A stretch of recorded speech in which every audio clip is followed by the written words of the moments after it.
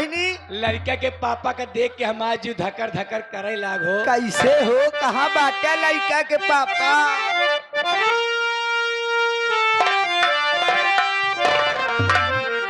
मोरा धारी के दिया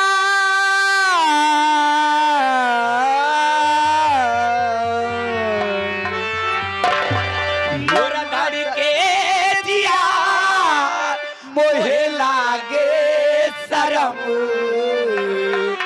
मोहे मारो न तिरछी नजरिया बलम मोहे मारू न तिरछी नजरिया बलम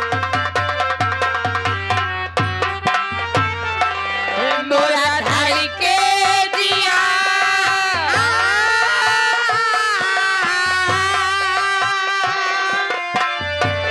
मोरा धारी के जिया मोहे लागे शरम मोहे मारो न तिरछी नजरिया बलम मोहे मारो न तिरछी हेलो नजरिया बलम मोहे पनिया भरने को जाती हूँ पनी घटे पनिया भराने को जाती हूँ पने घटे पनिया मुझे को हट जाओ नटे घटे छेड़ो न मुझे को हट जाओ नटे घटे मान जाओ न रोको डगरिया बलम मान जाओ न रोको डगरिया बलम मोहे मारो न तिरछी नजरिया बलम मोहे मारो मोरा धड़ के जिया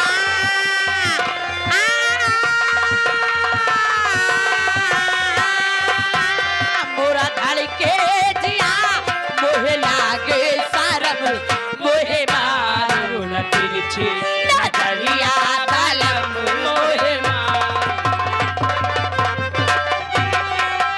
हेलो तो जाती हूँ हाँ पनिया भराने को जाती हूँ पने घटे छेड़ो न मुझे को हट जाओ नाटे झटे छेड़ो न मुझे को हट जाओ नाटे झटे मान जाओ न रोको डगरिया बलम मान जाओ न रोको डगरिया बलम मोहे मारू न तिरछी नजरिया बलम मोहे मारू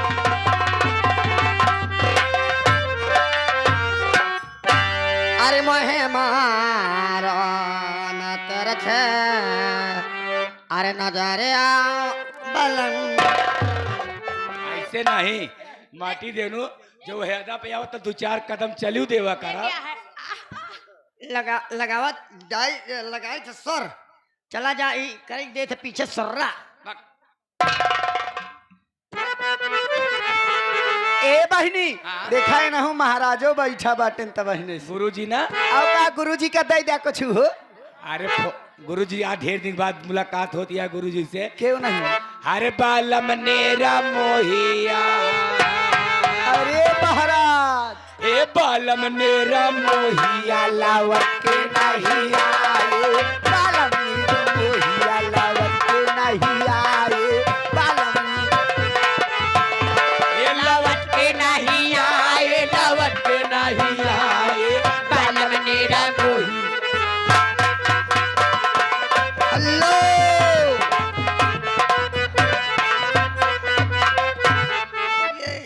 देखे में नान के नहन्नी गिरावत यह है धन्नी यह देखा हम सन्नी है धन्नी न वही यहाँ है क्या पता है भैया ना विजय पाल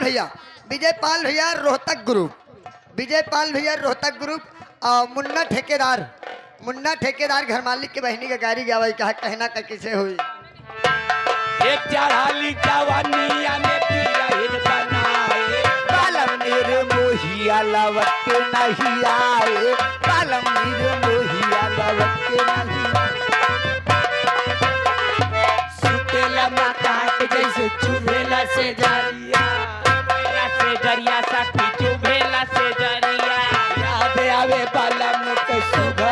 सूरतिया याद आवे बलम के सुघर ए मोहे बिरहिन कया भगनी बनाए बलम मेरे मोहिया लावत के नहीं आए बलम मेरे मोहिया लावत के नहीं।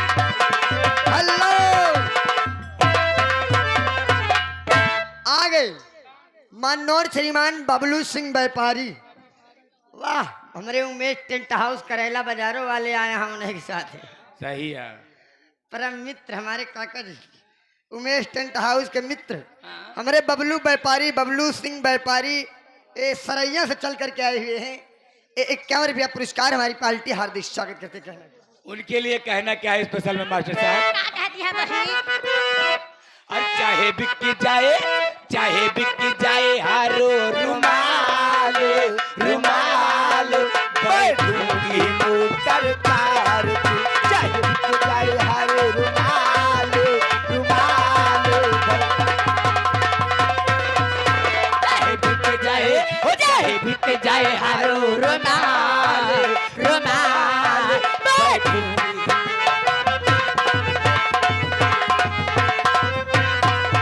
अब सास बिके चाहे ससुरा बिके, अब सास बिके चाहे ससुरा बिके, चाहे बिक जाए, चाहे बिक जाए देवरे हमारे हमारे बैठोगी मोटर कार पे। चाहे बिक जाए देवरे।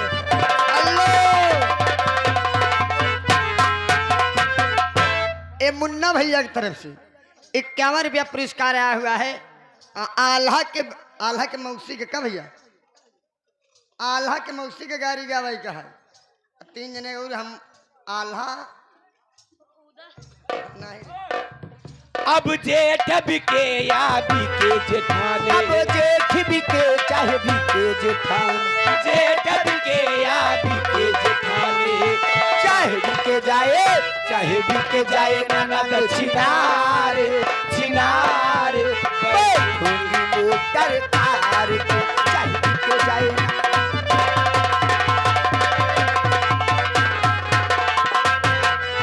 अब देवर बिके चाहे बिके देवरानी, अब देवारे बिके चाहे बिके देवरानी, अब देवर बिके चाहे बिके देवरानी, चाहे बिक जाए, चाहे बिक जाए घर दुआर दुआर बैठूंगी मोटर कार पे। चाहे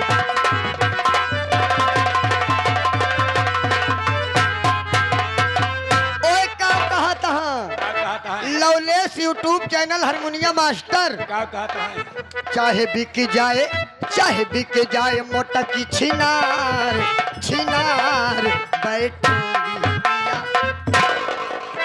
ऐसे नहीं, चाहे बिक जाए ननद छिनार बैठूंगी मोटर कार पे। मजनू हो। चाहे बड़ा की बीचे चाहे छोटा की बीचे, चाहे बिक जाए लमकी छिनार छिनार बैठे। हल्लो तोहरे लोई लौटी है का हो? ए ना हो दिनेश जाओ दिनेश का इनका कम जानती है ये का दीदी बहनी, लेकिन ये दीदी एक जने बहुत गलत काम करे हो। कैसे हो? अरे चला गया ना, कहाँ?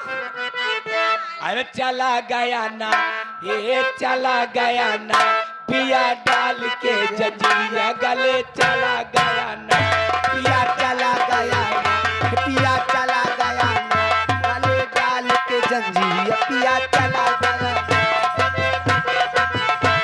ये चला गया ना, कहाँ चला गया ना, गले डाल के जंजीरिया पिया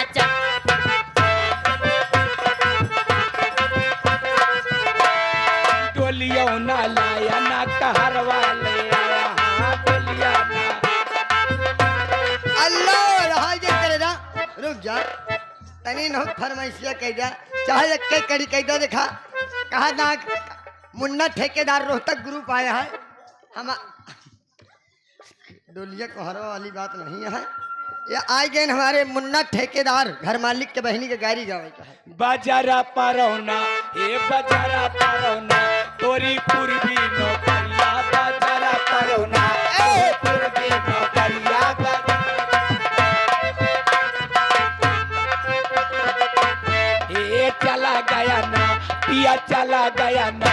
गले डाल के जंजीरिया पिया चला गया ना गले सुधिया ना लिहा मोर खबरिया ना लिहा हे सुधिया न लिहा मोर खबरिया न लिहा सुधिया ना लिहा मोर खबरिया ना लिहा सुधिया न लिहा मोर खबरिया न लिहा ए बाजारा परोना ए बाजारा परोना तोरी पूर्वी नौकरिया बाजारा परोना पूर्वी मनोर श्रीमान वही छाया हुआ नाम उमेद टेंट हाउस करेला बाजार। बहुत चाहने वाले हैं आप। उमेद टेंट हाउस करेला बाजार के पावन धरती से चल करके आए हुए हैं। शादी विवाह किसी भी शुभ अवसर पर अगर टेंट लगवाना चाहें तो किसी भी शुभ अवसर पर लगवा सकते हैं। संपर्क करिए। ये हमारे उमेद भैया की तरफ से 51 रुपया पुरस्कार आया हुआ है। और आए उन्हों तो यहाँ कौन? बनवारी सेठ। अच्छा अच्छा बनवारी सेठ पूरनपुर वाले हाँ 21 रुपया पुरस्कार हमारी पार्टी हार्दिक स्वागत करती है। सेठ जी को कुछ कह दे का हो कह दे तू बहनी ए बनवारी सेठ है हमार करेजा ए हमार पचौनी ए हमार ओझरी कहाँ बैठा हो बिलौनु ए हमार सब कुछ आवा तुम को दे दी लैला कैसे मास्टर का दे दिया बहनी मुझे इश्क है तुम्ही से कैसे बा हो बहनी के नहीं बनवारी लाल से का मुझे इश्क है तुम्ही से मेरी जान जिंदगानी तेरे पास मेरा दिल है मेरे प्यार की निशानी तेरे पास मेरा दिल है मेरे प्यार बनवारी मास्टर बनवारी सीख से नहीं है। बनवारी के बहनोई ढेमा वाले से बड़कई बहनोई से मुझे इश्क है तुझी से मेरी जान जिंदगानी तेरे पास मेरा दिल है मेरे प्यार की निशानी।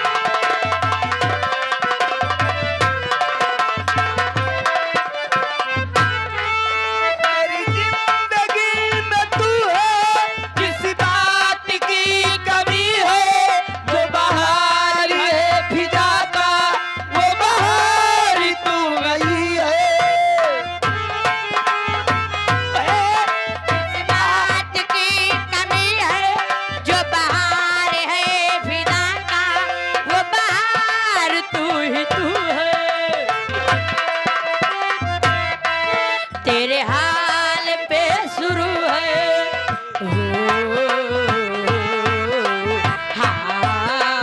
तेरे हाल पे शुरू है तेरे हाल मेहरबानी तेरे पास मेरा दिल है मेरे प्यार की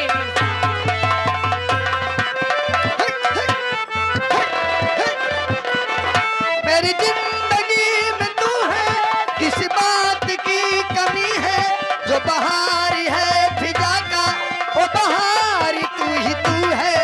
जिंदगी में तू है किस बात की कमी है तेरे पास वो बहार तू ही तू है तेरे हाल पे शुरू है। तेरे हाल पे शुरू है मेरी हाल मेहरबानी तेरे पास मेरा दिल है मेरे प्यार की निशानी तेरे पास ओ मेरे प्यार की आए गए नहीं कल्लुक बहनोई ढेमा वाले बड़कुआ बहनोई अच्छा अच्छा 21 रुपया सार बहनोई दुनिया जने लगे लगे बैठा है आप समझा भाई देखा हम का जिनगर माँ बुढ़ापे में जवानी याद आती है पल गया पल्ला भारी तो नानी याद आती है। अच्छा ये दीदी घर नहीं चलोगे ये आगे हमारे मानो सर समय दादे हमारे हरिराम जो है ना अच्छा, ये भी अच्छा। जो 21 रुपये दिए थे हाँ हाँ जो हमारे प्रोग्राम हो रहा है इन्हीं के जरिए प्रोग्राम हमारा हो रहा है क्यों नहीं लेकिन कहना क्या है इनके लिए जाते जाते कहना इनके लिए मास्टर क्या साहब? कहना चाहती हो दीदी कह दीजिए आज तो है का सारा आयत मुझे- मेरी शादी का ख्याल दिल में आया शादी का ख्याल दिल में आया है, इसीलिए मम्मी ने मेरी तुझे चाय पे बुलाया है।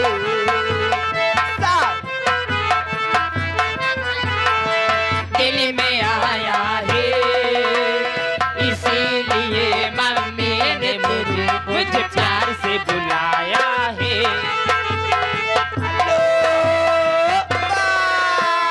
हेलो, जरा फिर से कहो। शायद मेरी शादी का ख्याल दिल में आया है, इसीलिए मम्मी ने मेरी तुझे चाय पे बुलाया।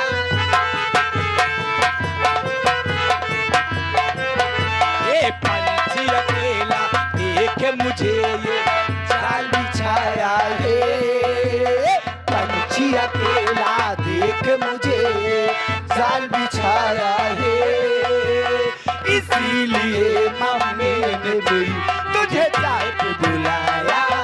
By by.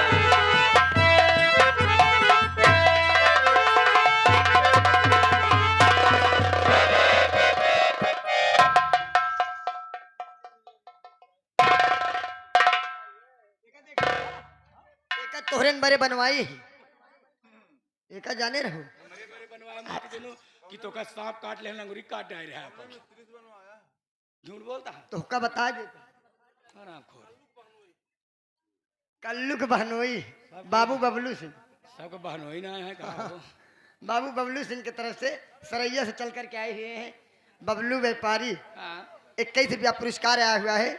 और 26 नवंबर को लालगंज धौरहरा में 2 पार्टी का प्रोग्राम रखा गया है लाट डाट पे। जो जीतेगी उसे 5,000 रुपये का इनाम मिलेगा। हमारी पार्टी हार्दिक स्वागत करती है। 11 रुपया पुरस्कार।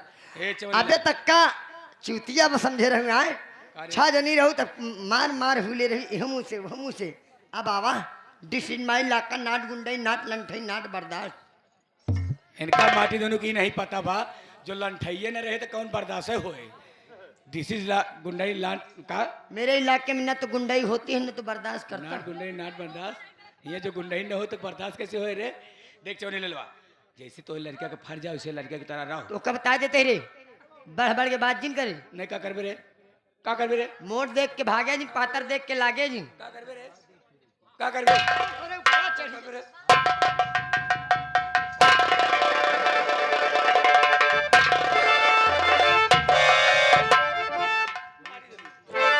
जौने से बोलत नहीं है वही बरे माटी दिन हमरा कपारे पे चढ़ा जाता है। जाए जाए चुप पे मार दिन बता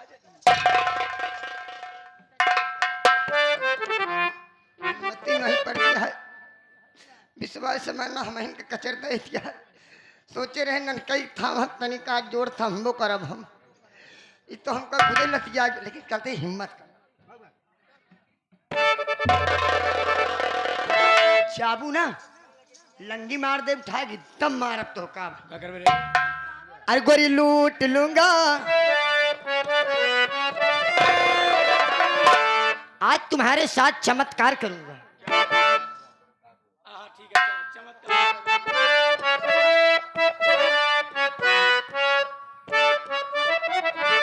अरे गोरी लूट लूट लूट गोरी लूट लूट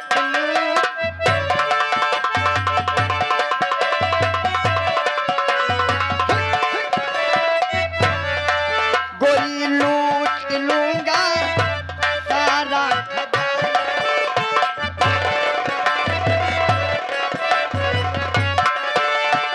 एक तजनिया मान जाना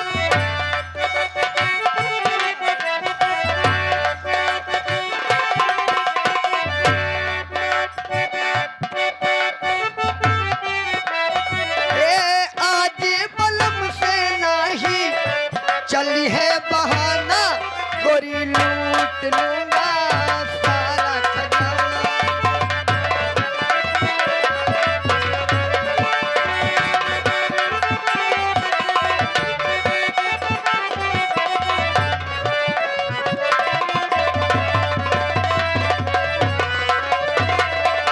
गोरी तेरी अखियां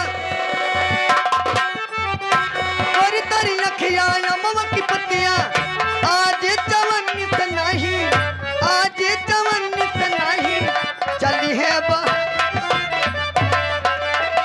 तारा।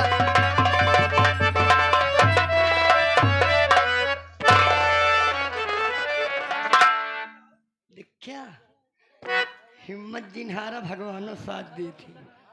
कहा थे राजा अरे राजा 2-3 लात मार दिन तो का तब तो का खराब नहीं लाग। चिंता जिन कर हाँ मेहरारू को मार आज खाए लीन, इनका सबका मेहरारू को मार खाए फायदा है। अच्छा ये मेहरारू को मार खाई ले ना, हाँ आज बताई देते ही है बनवारी लाल, तू सुन लिया।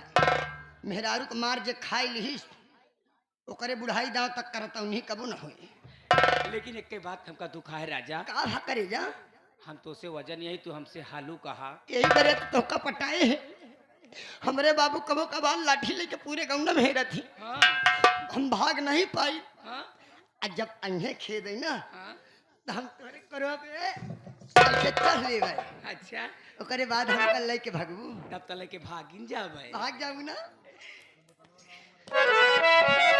ये सैया मिला मोरे हल्का भगवान कसम सैया। ये सैया मिला मोरे हल्का भगवान कसम सैया मिला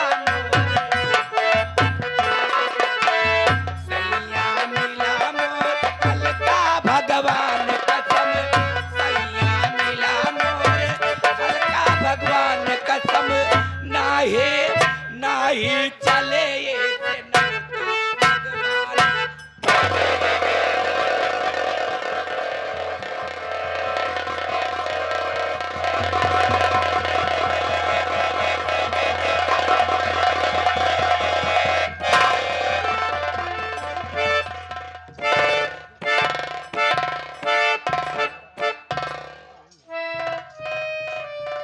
खड़ा हो खड़ा हो। ए माटी दोनों जानता है पुरनिया जौन कह के मर गए जानता है झूठा यार। हाँ? अब तू जा, हम बियाह न करबई। कहे कहा थी पुरनिया कह के मर गए कि हाथी से गाना ना खाई चाहिए। हम बियाह न करब जा। नहीं करे पड़े नहीं अब न कर, नहीं करे पड़े रे। हम छोड़ दी तो का कैसे नहीं करे जा जब तू लवलेस का कर लिया ऐसे हमका पकड़े बियाह करे पड़े। करे पड़े हाँ जबरदस्ती हाँ कोर्ट मैरिज करे पड़े। हाँ इतना करब फिर हमारा एक शर्त माने पड़े। बोला जब चढ़ब हम हिन चढ़ब तू जिन चढ़ू, नहीं हम गर्मी पार न कर पाऊ। विश्वास माना जैसे चढ़ी ही पिछवा से विश्वास माने जैसे शंख बाजा। राम कौर कह के नाला कह के देखो मैं वो देखो कोई तुम्हें बुला रहा है। क्या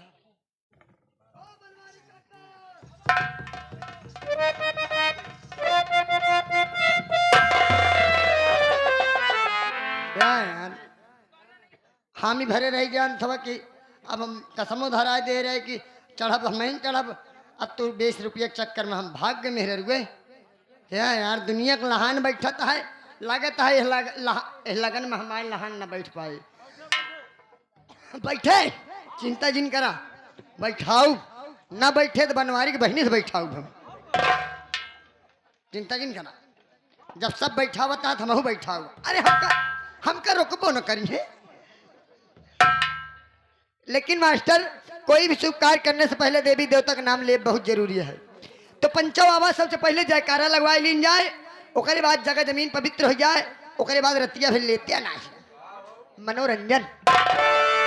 तो मेरे भाइयों, हाँ मेरे भाइयों, आप लोग अपना उचित स्थान लेकर के बैठ जाइए और अपना पकड़ पकड़ के बैठ जाइए। लाठी डंडा जगह जमीन आप सम्मान जो लाए हुए घर से, हाँ नहीं तो पता लाग जूते उतार के बैठा है, पिछवाड़े से जूते गायब हो जाता है।